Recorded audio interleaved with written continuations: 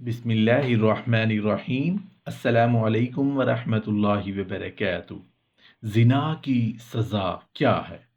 ایک حدیث ہے جس کا مفہوم کچھ اس طرح ہے کہ زانی جب زنا کرتا ہے تو اس وقت ایمان اس کے جسم سے نکل کر اس کے سر پر سایہ بن کر کھڑا ہو جاتا ہے، اور زانی جب فعل زنا سے فارغ ہو جاتا ہے تو ایمان اس کی طرف پلٹ آتا ہے۔ زنا یقیناً ایسا گناہ ہے جس سے قوم کی نسل خراب ہونے کا خدشہ رہتا ہے۔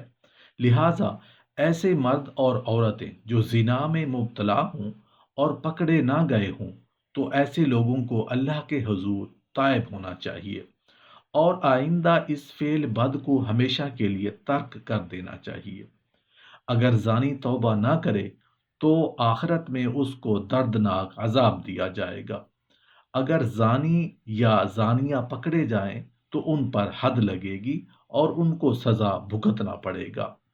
دنیا میں سزا پانے یعنی سنگساری کے بعد آخرت میں ان کو سزا نہیں ہوگی، کیونکہ انہوں نے اپنے کیے کی سزا دنیا میں پائی۔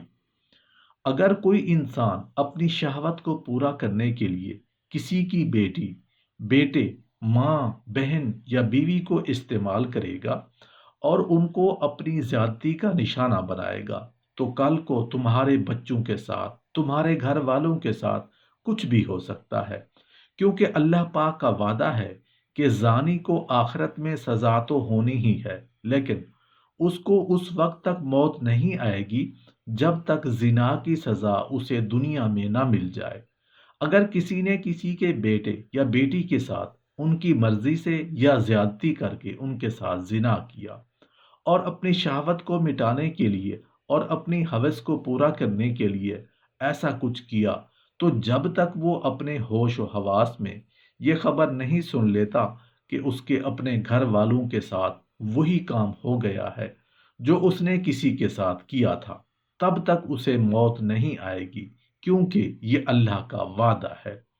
محترم ناظرین، کیا آپ کو معلوم ہے کہ زمین بولتی بھی ہے، سنتی بھی ہے، خوشی غمی کو محسوس بھی کرتی ہے اور اس کا اظہار بھی کرتی ہے؟ ایک حدیث ہے جس کا مفہوم کچھ اس طرح ہے کہ رسول اللہ صلی اللہ علیہ وآلہ وسلم نے فرمایا، دو موقع ایسے ہیں جن پر زمین روتی ہے۔ پہلا موقع یہ ہے کہ جب ناحق کسی کا خون بہایا جاتا ہے، مقتول کا قطرہ زمین پر گرتے ہی زمین پکارتی ہے، الہی مجھے اجازت دے تاکہ میں قاتل کو ابھی نگل جاؤں۔ آواز آتی ہے، ذرا صبر کر، یہ تیرے اندر ہی آئے گا۔ دوسرا موقع یہ ہے کہ جب زانی زنا کا ارتکاب کرنے کے بعد غسل کرتا ہے تو پانی کا پہلا قطرہ جب زمین پر گرتا ہے تو زمین زاروں قطار روتی ہوئی کہتی ہے، الہی مجھے اجازت دے تاکہ اسے میں نگل لوں۔ آواز آتی ہے، تھوڑی دیر صبر کر، یہ تیرے پاس ہی آئے گا۔ زناکاری ایک بدترین لعنت، کمینگی اور ذلت و پستی کی علامت، بہیمانہ فعل اور جرم شنیع ہے۔ اس کا مرتکب وہی شخص ہوگا جس کے دل میں خوف خدا، عذاب آخرت کا ڈر، آیات قرآنیہ اور احادیث نبویہ کا پاس ہونا، اپنوں اور غیروں میں اپنی ذلت و رسوائی کا اندیشہ ہو، اور وہ نہایت ہی بے غیرت، بے شرم اور بے حمیت جس کی انسانیت حیوانیت سے مغلوب ہو چکی ہو، اس جرم شنیع اور حرکت قبیحہ کے ارتکاب کا مجرم ہو سکتا ہے۔ قرآن کریم نے زنا تو کیا اس کے قریب جانے سے بھی منع فرمایا۔ بدکاری کے پاس نہ جاؤ، بے شک وہ بے حیائی ہے اور بہت ہی بری راہ ہے۔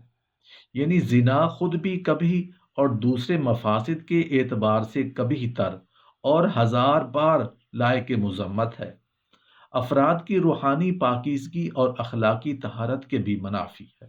روحانیت کے چہرے پر ایک بدنما داغ ہے اور جسمانی معاشرتی مضرتوں کے لحاظ سے بھی قابل نفرت ہے۔ چنانچہ ارشاد باری تعالیٰ ہے کہ پس اگر وہ توبہ کر لیں اور اصلاح کر لیں تو ان سے منہ پھیر لو۔ بے شک اللہ تعالیٰ توبہ قبول کرنے والا اور رحم کرنے والا ہے۔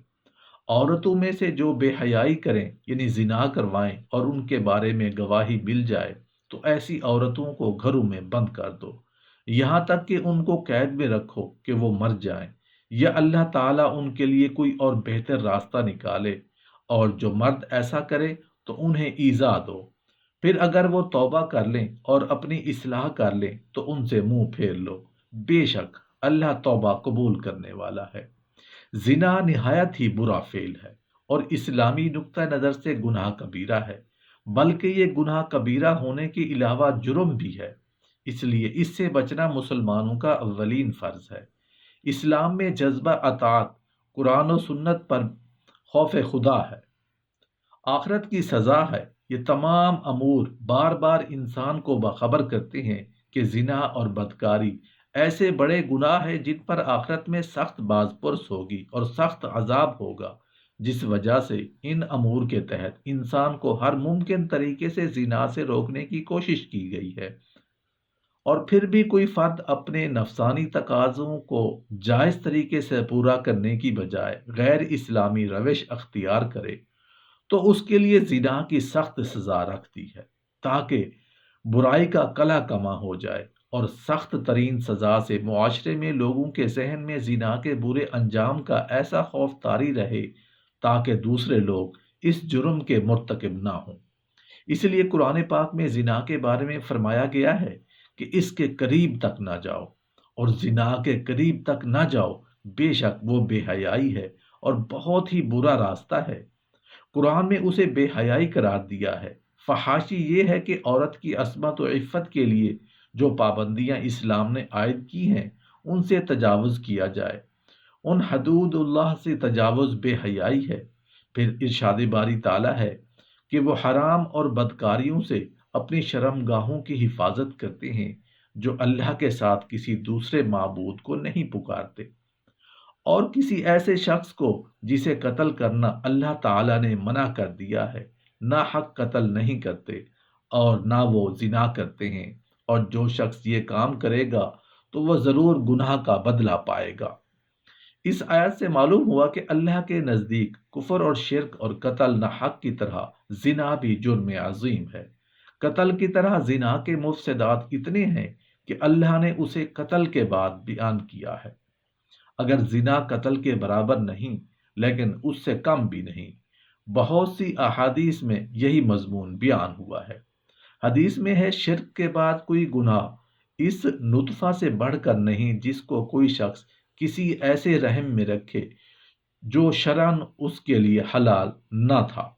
بعض صحابہ کرام رضوان اللہ تعالی علیہم اجمعین سے مروی ہے کہ زنا سے بچو، اس میں 6 مصیبتیں ہیں، جن میں سے 3 کا تعلق دنیا سے ہے اور 3 کا آخرت سے ہے۔ دنیا میں رزق کم ہو جاتا ہے، زندگی مختصر ہو جاتی ہے، چہرہ مسخ ہو جاتا ہے۔ آخرت میں خدا کی ناراضگی، سخت پرسش اور جہنم میں لے جانا ہے۔